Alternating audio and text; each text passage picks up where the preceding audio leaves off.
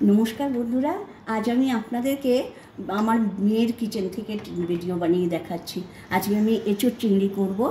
तार जोन्नो देखुन प्रथमे एचोड़टाके केटे नियेछि, डुमो डुमो करे नियेछि आर एकटु पेंयाजगुलो केटे निচ্ছি।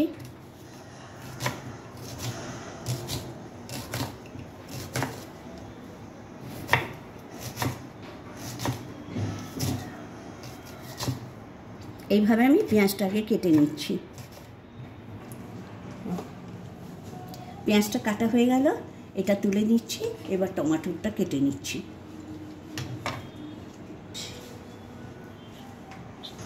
টমেটোটা এভাবে লম্বা লম্বা করে কেটে নেব। এটা উল্টো করেও কাটা যাবে।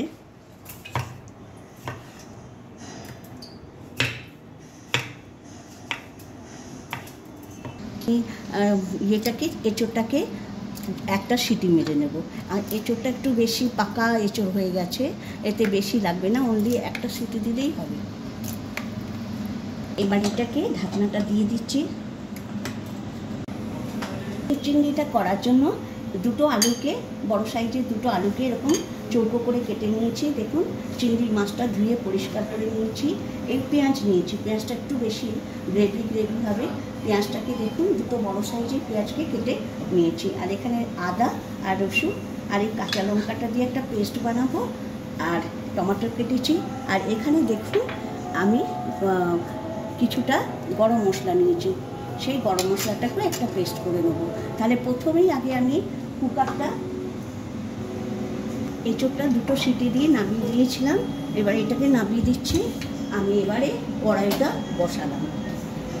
দেখুন একটু গরম মশলা আমি শুকনো খোলায় একটু ফ্রাই ইয়ে করে নিচ্ছি। এই দেখুন প্রথমে দুটো স্টার অ্যানিস দিলাম, আর একটু এলাচ এই দারচিনি দিলাম, আর এখানে একটা বড় কালো এলাচ দিয়েছি, আর এখানে হচ্ছে গ্রিন কার্ডামম এলাচ দিলাম, আর একটু দারচিনি, আর এখানে কয়েকটা লবঙ্গ দিলাম।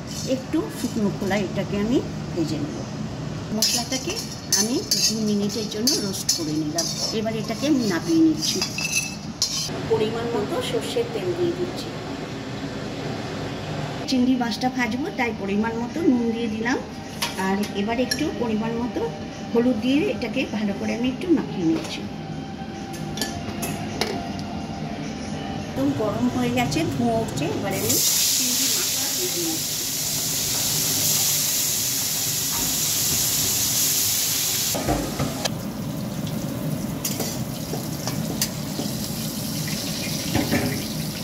মাছটা ভাজা হয়ে গেছে, এবার আমি এটাকে তুলে নিচ্ছি।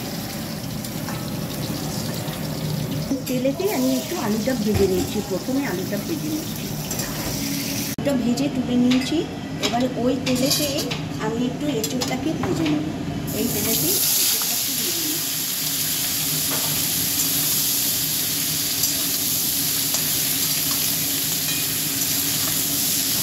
এটা হয়ে গেছে। এবারে আমি ভাজাটাকে আমি এটাকে খালি ভাজা করেছি।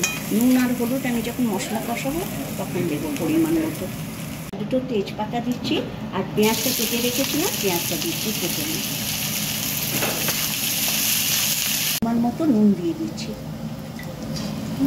আমি কাশ্মীরি লঙ্কার গুঁড়ো নিচ্ছি, এরকম একটা ছোটো চামচের 1 চামচ নিচ্ছি। জিরের গুঁড়ো দিলাম, মতো আমি হলুদের গুঁড়ো দিলাম, দিয়ে এটা একটু জল দিয়ে এটাকে আমি একটু গুলে দিচ্ছি। ভালোভাবেই ভাজা হয়ে গেছে। আমি প্রায় 5 মিনিট মতো পেঁয়াজটা ভেজেছি। এবারে ওতে আমি যে টমেটোটা কেটে রেখেছিলাম, সেই টমেটোটার আর্ধেকটা বেটেছি আর আর্ধেকটা গোটাই দিচ্ছি।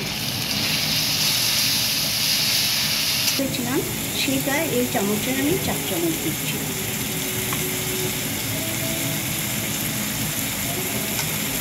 এবার এটাকে আমি খুব ভালো করে একটু কষিয়ে নেবো 2 মিনিট। একদম ভাজা হয়ে এসছে, তেলও ছেড়ে গেছে।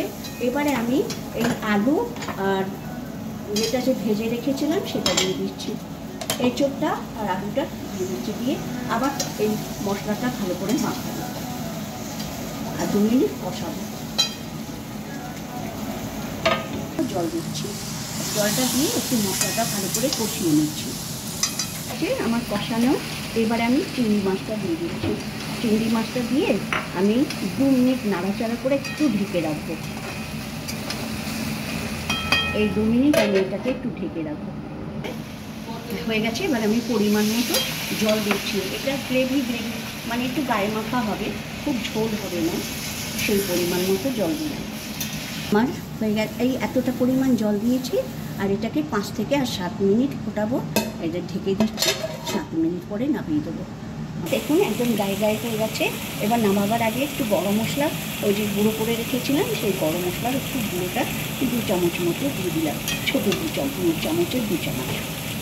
নামাবার আগে 4-5টা কাঁচা লঙ্কা চিড়ে দিয়েছি।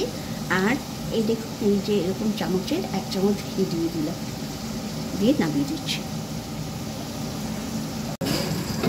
আমার হয়ে গেছে, গ্যাসটা বন্ধ করে দিচ্ছি। এবার ঢেকে 5 মিনিট একটা পাত্রতে ঢেলে নিয়েছি। আমার এঁচোড় চিংড়ি রেডি। আপনাদের যদি ভালো লাগে অবশ্যই একবার ট্রাই করবেন। আর ভিডিওটা ভালো লাগলে আমাকে একটু লাইক, শেয়ার অ্যান্ড সাবস্ক্রাইব করবেন।